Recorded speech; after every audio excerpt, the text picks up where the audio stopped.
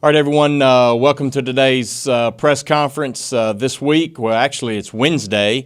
The Blue Raiders will host Jacksonville State at 7 o'clock. The game will be on ESPNU. So to talk about this week's game, I'd like to get started with the head coach, Rick Stockstill.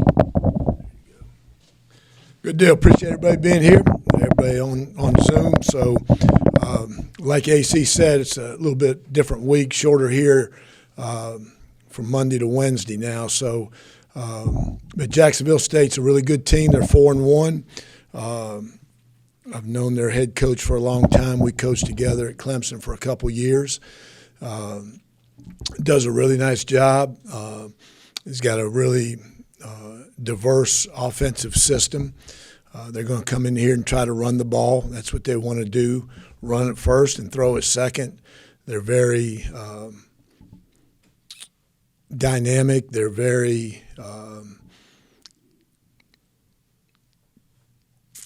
diverse in everything they do and how they run the ball, with the different blocking schemes, with who's running it, whether it's the quarterback or the backs.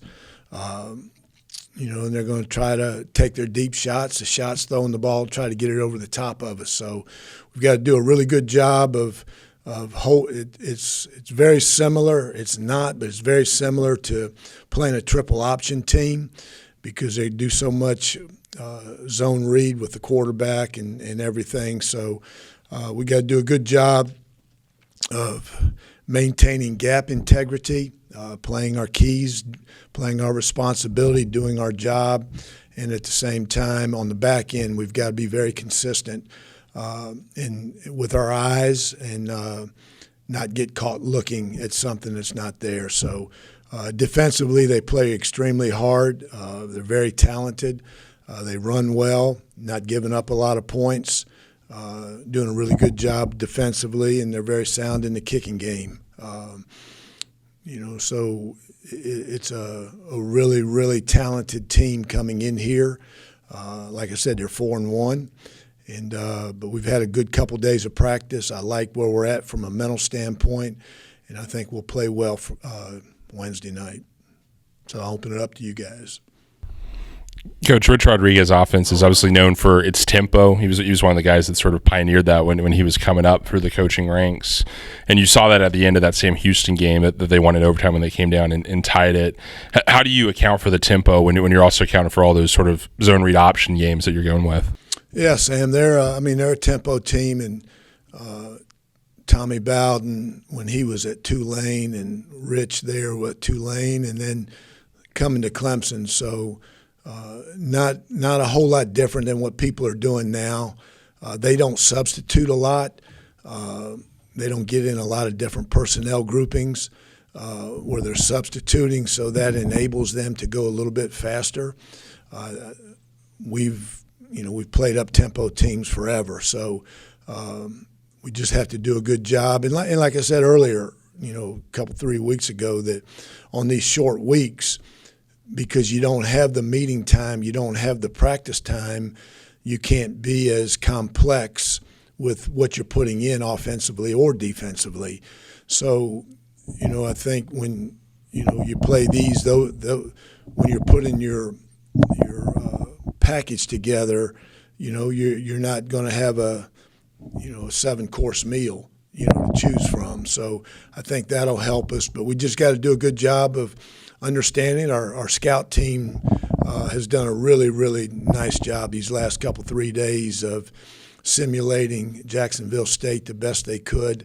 But it's, once you get there, the real speed of the game. But we've played up-tempo teams all year, and we just got to make a play and then get lined up and be ready to make another play. Coach, when they don't substitute that much and they're going tempo, what kind of issues does that cause you from a substitution standpoint? Well, it limits you. Probably the biggest thing is when the ball's on the far hash away from your sideline, and you're trying to get somebody in, that makes it very difficult, almost impossible to do against a tempo team. So if you're going to substitute, it's easier but still difficult when it's closer to your sideline, when the ball's closer to your sideline. So guys are going to have to really do a good job of, when we do substitute, hustle in and off. And then we just got to be very cognizant, very smart of when we do. And guys may have to go, they may be tired, but they may have to go again because we cannot substitute. Following up a little bit from last week at Western, obviously you look back and a ton of good things happened, and you had a couple, there's 3 or 4 plays you look at and things could have turned around the other way. What did you think you guys did best at Western coming into this one? What we did best coming in, we ran the ball better in the second half with our running back. We played a lot better defense in the third and fourth quarter than we did the first half.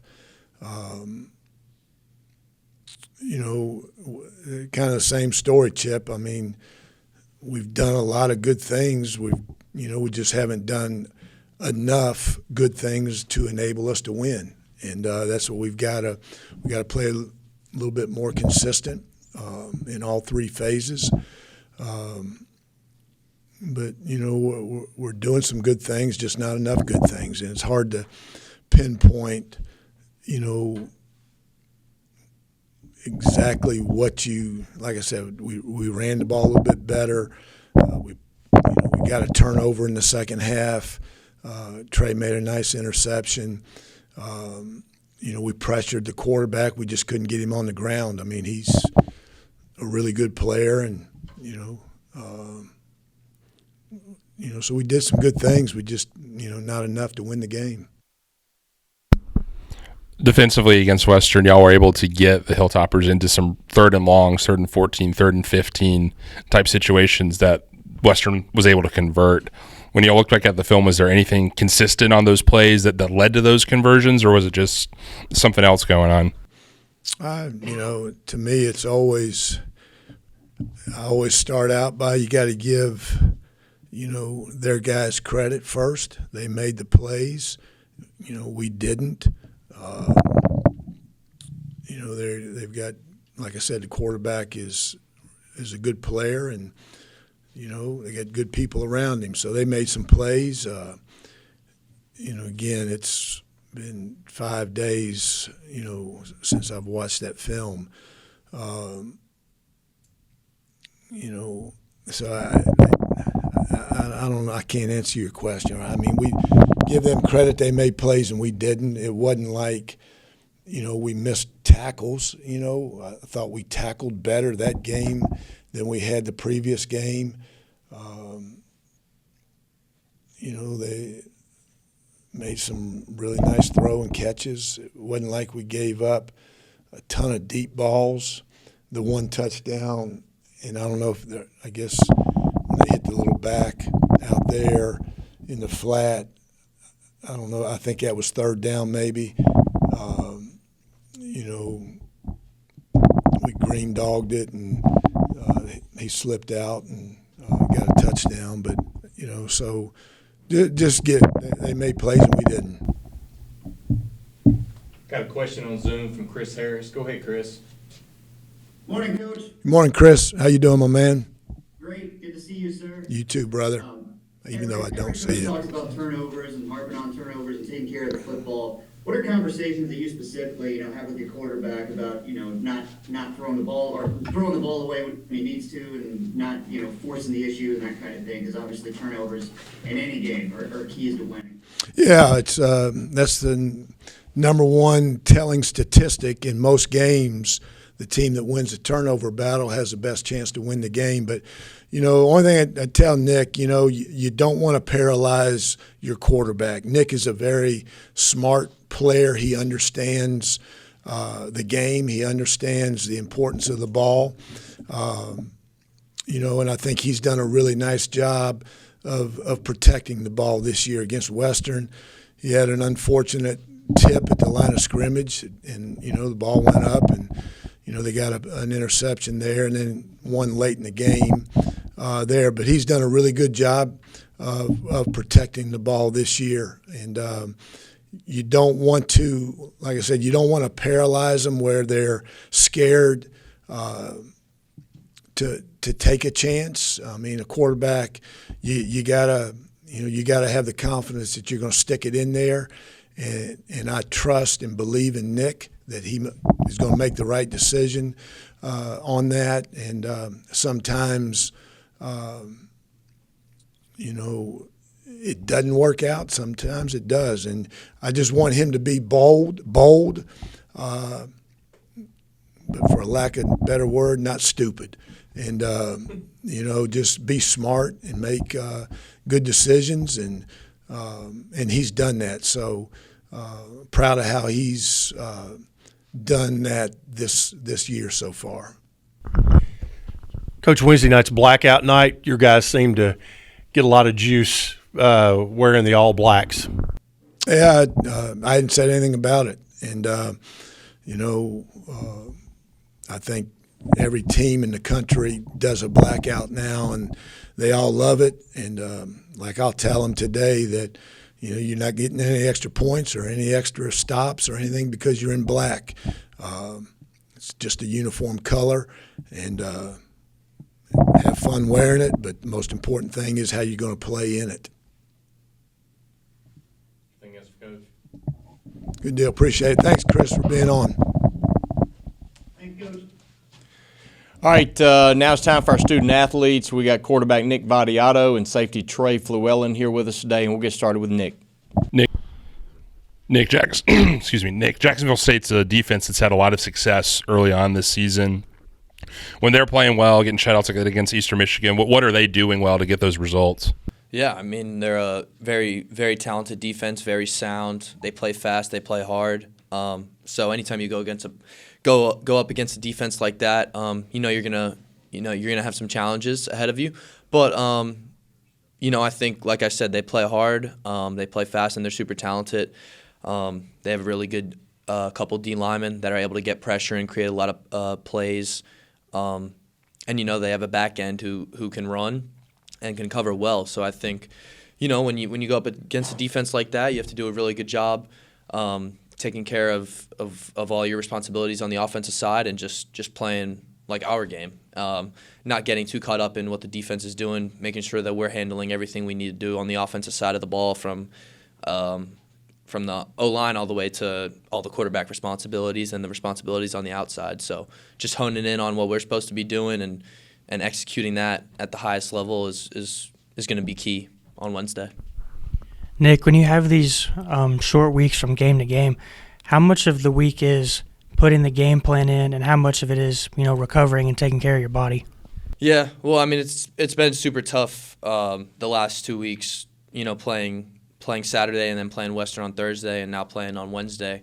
You lose a couple days to recover and you lose a couple days to game plan as well.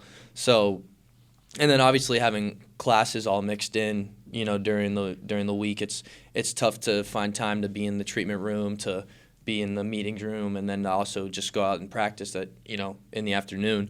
So you got to find balance. You got to do the best you can to recover your body. You got to do the best you can to still watch as much film as you can and game plan and such. And obviously, like Coach Stock said, you're not going to be able to do it, game plan as much, and you're not going to have the same amount of time to recover your body. But you just got to do the best you can, and it's hard on everyone. But I mean, Jacksonville State, they have to do the same thing too. So Elijah's having a breakout year. What is he doing to make himself visible and available and carrying out plays like he's doing so far?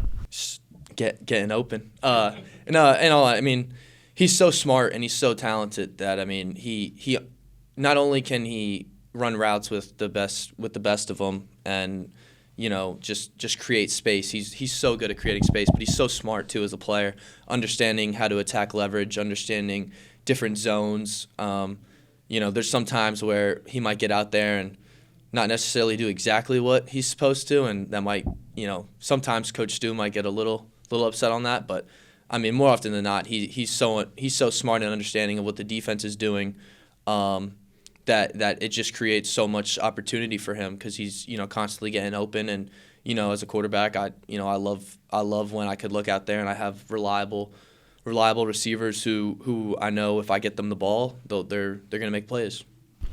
Coach talked about consistency, finishing drives, things like that after the Western Kentucky game. How do you all address that? I like you said, I think we had a drive, our drive in the first half that unfortunately ended in a field goal. We got there down within the 5 and had to settle, so just have to do a better job of finishing. And then in the second half, the one we got stopped on downs. I think it just comes down to execution. The first, we had an opportunity on that first drive in the first half where we couldn't convert, and then I missed JC, just a tad outside, just missed him, so I have to be better with ball placement. But, I think it just comes down to execution, and when you get down there, it gets harder. There's less space to work with, so you really just got to play tough. You got to understand angles and leverage, and I think it just comes down to who wants it more. Do you really want to get in the end zone, or is the defense going to stop you? So can't keep settling for field goals. Have to get in the end zone, but hopefully we've had a good week of practice, so can do a better job this week. Anything else for Nick? Thanks, Nick. Thank you. Trey, Coach mentioned the read option game that Jacksonville State has and how that can be challenging for Easton to overcome. What are you reading sort of in that third level of the defense when you're able to come up and make those plays in the run game? What do you have to be disciplined in to be able to make stops in those types of situations? For the most part, the first thing in the defense, like I said a couple of weeks ago, is to stop the run, and that's what they do. They run the ball till it's time to take a shot, and when they do take a shot, it's a big shot. So this week we're going to focus on tackling the basics. That's what we have to do, and that's what we should be doing every week. So not having any missed tackles and really taking pride in the way we practice right now. And with this being a short week, taking pride in how we recover and how we treat our bodies, the best thing for us right now. So we'll be ready this Wednesday and be able to showcase our tackling. Y'all were able to come back out in the second half against Western, get some stops, get the team back into the game a little bit. How big was that for the defensive unit's confidence heading into the rest of the season that y'all took a hit in the mouth and were able to adjust and come back and show what y'all could do?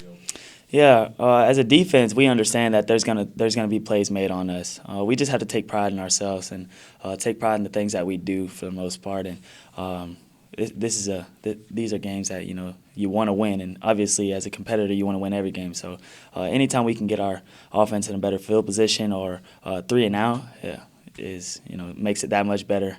Like I said, taking pride in the things that we do makes it that much better. So. Chip mentioned the blackout game earlier. You happen to be wearing a black polo today. What does the blackout game mean to the players in the locker room when y'all get to put those uniforms on? For me, it's a jersey. For other people, they like to be dirty, so that's what we'll be this week. We're just excited to play. We're excited to be out there and prove ourselves once again. The tempo Jacksonville State can hit y'all with. Y'all have been hit with that tempo in practice a lot when our offense gets really going. How does that help y'all prepare for those situations coming up? Yeah, we've been doing tempo for a while. We've been doing this since fall camp. So, they do a good job of coming back up to the line and getting ready and going. But we've been going against our offense all fall camp and all preseason. And now our scout team's giving us great looks every day. And then also I wanted to say that I heard on ESPN they said we had the worst defensive backs in the conference. For whoever said that, make sure you keep watching. We'll have something for you. Anything else, Trey? Thanks. Thanks, Trey. All right, everyone, as always, thanks. And a big reminder here, we will do this again this Friday at 10:30 a.m. Due to Middle Tennessee's next game on Tuesday against Louisiana Tech. So, again, Friday at 10:30. Thank you.